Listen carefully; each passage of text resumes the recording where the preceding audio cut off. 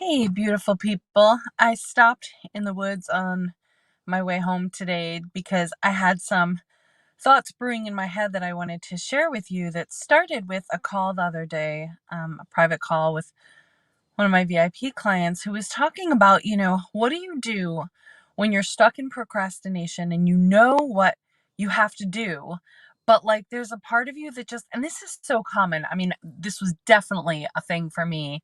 Um, and I find that it's really common with women. A lot of the women I work with, we have this sort of internal disdain and lack of patience for authority, and that sort of gets twisted so that it can even mean like our own authority. So she was like, what do you do when you know what you need to do, like to do the thing, and there's a part of you, like your inner child, is just like, F you, Brett, like you can't make me do this, you can't make me do stuff.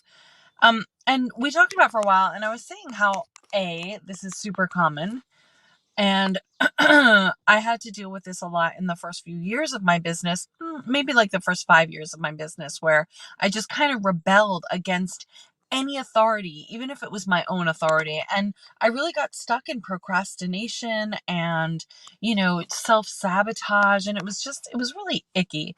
Um, and then there was also this place where, um, because I'm to some degree, I'm paradoxically a people pleaser, and I also really like dislike a lot of people. It's this weird paradox for me. But a lot of the women I work with have like this people pleasing. It's like a crossover between people pleasing but also being very empathic souls, where you want to say yes to people and you want to make people happy. So there's this combo happening of sort of rebuking your own authority and also like overcommitting and overextending yourself because you want to make people happy and help people.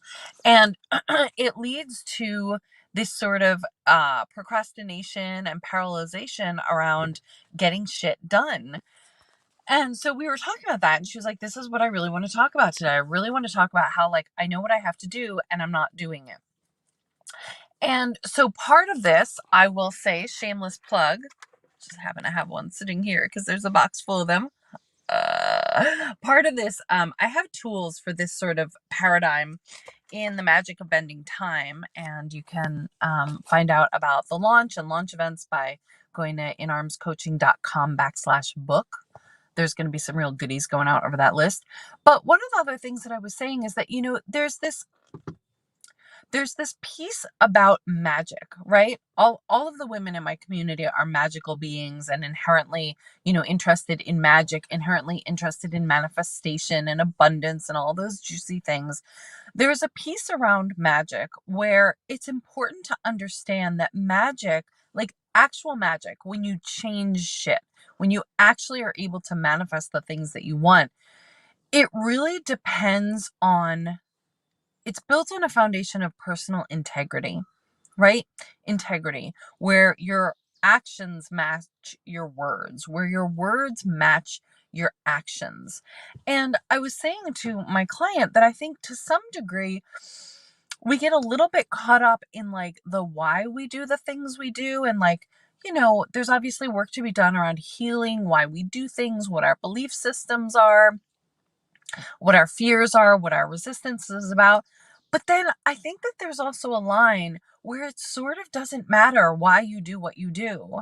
And you have to go back to this real axiom of magic, which is that our word has to mean something, right? Good morning, Sabrina. Our word has to mean something. And I was flashing back to something that people used to say a lot. So I spent a lot of years working in jails and prisons, and also like in street culture. And there was a saying, although I don't hear it at all here in Maine or in my older years, but there was a saying where people would end a conversation or end an agreement with word is bond. Has anyone ever heard that phrase? Word is bond. And it was usually like word is bond, which I really love.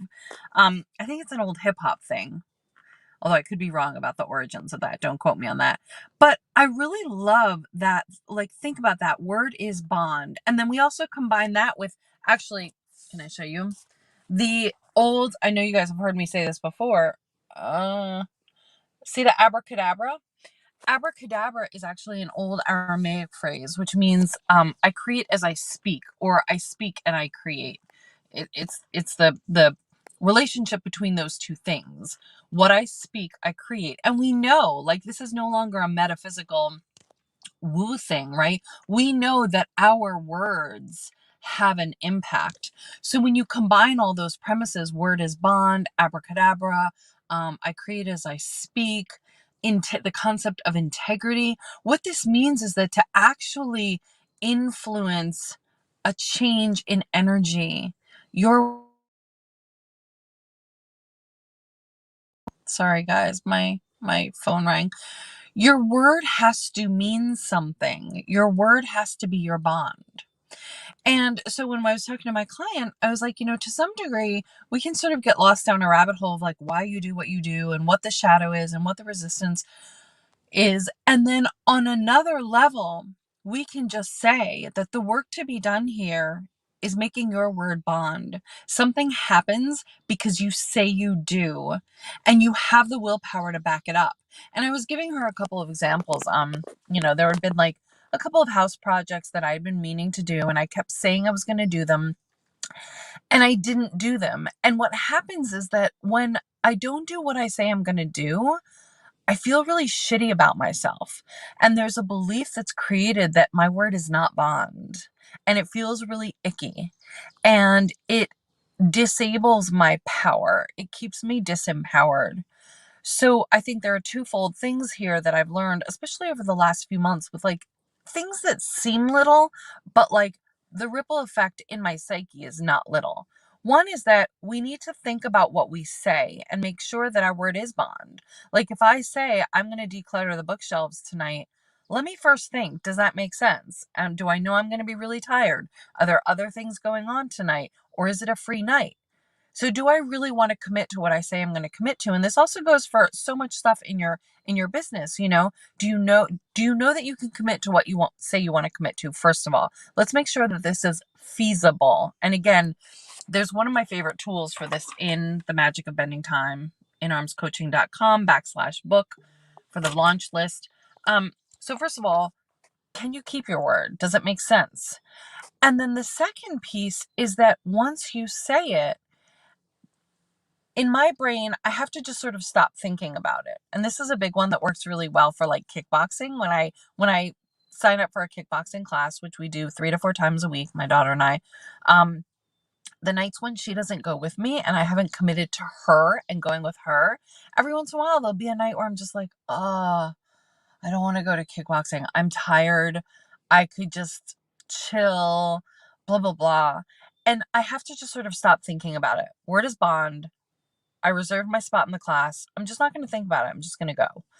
And that sort of helps circumnavigate the struggle with my willpower. But I really want you guys to think about this for yourself. Is your word bond?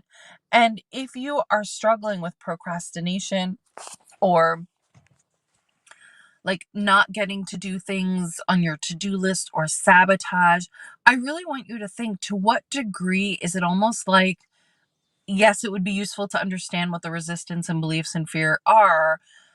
But on another level, like, can you just check the integrity of your word? Can you just check that you are using magician's tools, and among them, the premise of abracadabra, which is that you create as you speak?